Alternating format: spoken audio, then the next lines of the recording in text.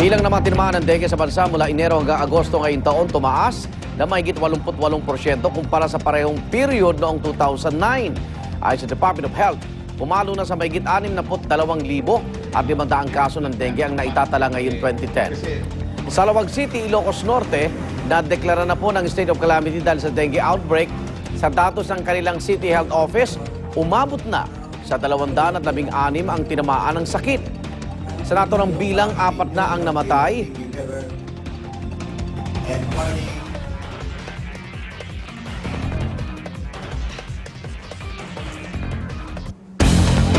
At kaugnay po ng balitang yan, makausap natin si Secretary Enrique Ona. Secretary Ona, good morning. Good morning, Arnold. Opo, at sa kabila po ng... sa mga nakapakinig mo. Salamat po, Secretary. Sa kabila po ng pinaigting na kampanya po ng DOH, alam namin taon-taon kontra dengue, tumataas po ang bilang ng mga biktima at mas mataas daw kumpara last year. Ano pong nangyari, Secretary?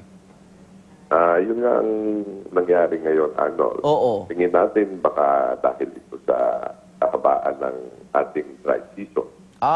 Mas mahaba po yung naging... Kaya, napaaga yung pasok ng tag-ulan, ano? Bago siguro ang ating mga tao, nag-iipon ng mga tubig. Kaya siguro yung mga stagnant na mga tubig na yun, ngayong nag-ulan na, Opo. naging sources ng mga lamok na ito. Siguro. Okay. Kasi ganun din naman ang observation ng Department of Health sa ilang taon na nakakadaan. Na may taon po talaga na parang dumadami sila. Now, ang amin ng observation based sa comparison ng ibang mga ilang taon na nakaraan, ang madami ngayon ay tungkol sa probinsya, katulad sa Eastern Visayas at Western Visayas. Samantalang dito naman sa Maynila, based din compared sa last year, ang lumalabas na statistics is bumaba pa nga ng ilang porsyento. So, dito sa Metro Manila, compared, pag i-compare mo sa last year. Last year, okay. So, kahit pa paano po ba, yung kampanya natin kontra dengue, epektibo po, Secretary? Oh, yes. I think so. Kaya nga, ang aming estimate, based ito din sa observation of ilang taon na baka nasa, wala tayo yung pinakamataas ngayon o yung peak. Yung peak na, so pababa na rin siya. Ayan ang ating binabantayan. Binabantayan po natin na hopefully na mga darating na linggo pupunti na, ibig sabihin bababa na. Okay, pala. Marami pa rin talaga at dapat po ipagpatuloy pa rin ng ating mga kababayan. Ang mga preventive measures na lagi na namin paulit-ulit na namin sinasabi sa ating mga kababayan. Huwag tayong magsawang mag-ulit-ulit din, ano? Dahil buhay yung dyan.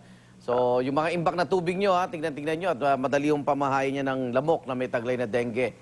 Secretary, maiba po tayo. May report pong hindi pinayagang makasakay ng eroplano ng Cebu Pacific. Yung medical team ng National Kidney Transplant Institute mula sa Legazpi City na may dalang human kidney na gagamitin sanang pang-transplant sa Maynila.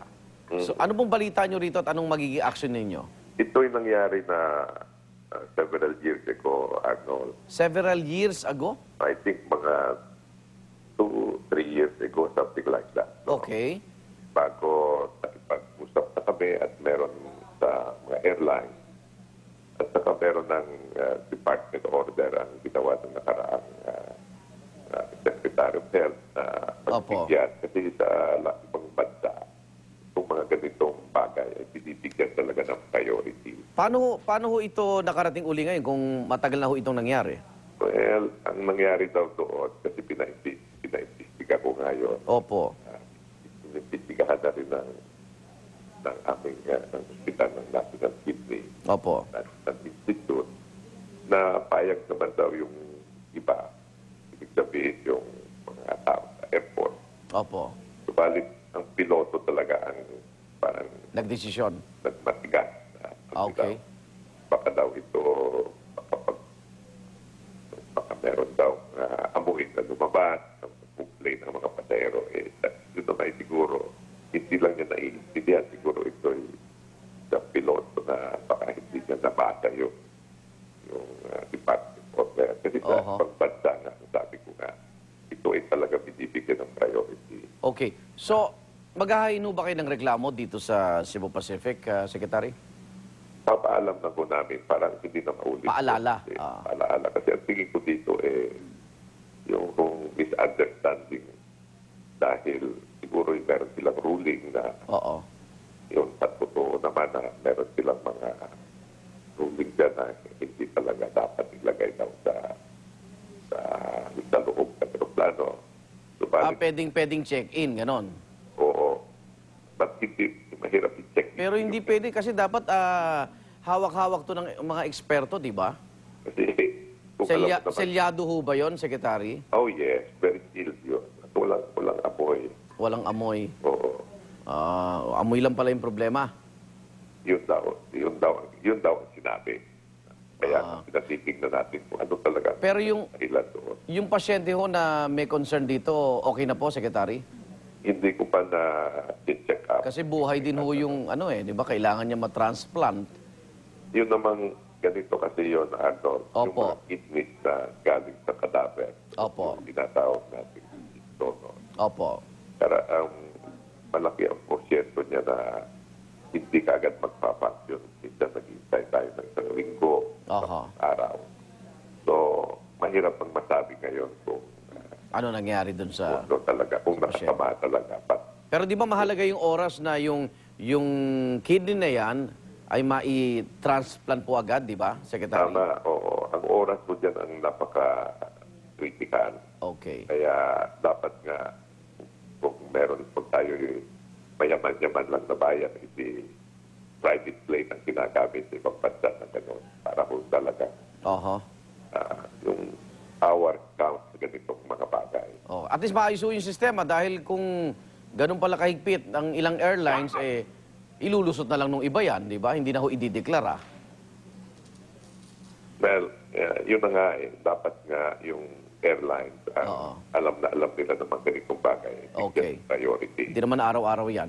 Secretary, salamat po. Good morning po.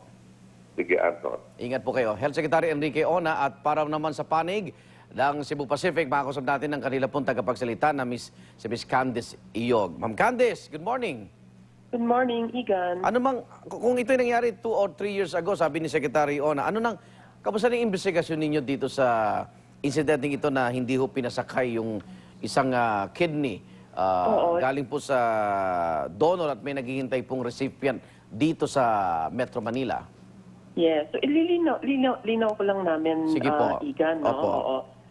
Hindi naman sa kami nag-decide na hindi pa sakayin yung medical team, no? Opo.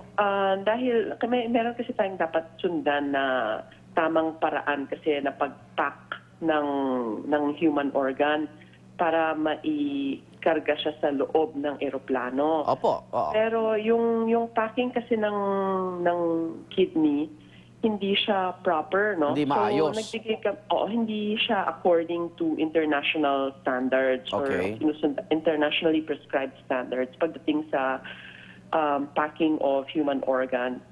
So, nag-offer kami ng alternatibo para sa kanila na, again, accepted internationally by IATA, by WHO, kung saan pwede siyang dalhin as priority cargo. Okay. However, yung medical team, I think they refused that it will be carried as priority cargo. And I think they insisted na gusto nila dapat nakakandong. Hindi naman natin pwedeng payagan yun na nakakandong kasi alam naman natin safety violation ho yan. Okay. So, sila na yung nag-decide na, sige, kung hindi pwede, hindi na lang kami sasakay. Okay. So, pagdating naman sa tamang paraan ng pag-pack kasi, no, dapat kasi meron siyang primary na leak-proof container. Oo. Tapos nakalagay pa siya sa leak-proof na secondary container. Meron siya dapat outer packaging na nakalagay exempt human specimen na nakalabel dapat kasi talaga siya. Oo. Tapos dapat may quarantine permit yan stating that the human organ is non-infectious. Kasi syempre iniiwasan natin na mag-leak yan, no, if they're going to carry it in the cabin. Oo. Ma'am Candice, kailan ba nangyari ito? Kailan nangyari itong incident ito? Sabado. Ngayon lang? Itong... 2 to 3 days ago siguro, Yes, sinasabi ni yes, Secretary On. Saturday. Hindi Yes. years, days. Okay. Yes, Ayan, Saturday. nalinawan na tayo. Okay. Oo. So, pero yun yung- anong compromise dito? Kasi yung human organ na yon, hindi rin pwedeng hindi ika nga nasa tabi ng isang espesyalista ho, no? So anong hindi naman to araw-araw na ganung biyahe. Yes. So baka ho ba may special ika nga na arrangement pag ganun doktor naman po ang may hawak Ma'am Candice? Ang pwede naman kasi dyan, Igan, is pwede naman siya i-store in the overhead storage, Okay, no, na inside the aircraft. Yung cabin sa Kaya taas, lang, oo.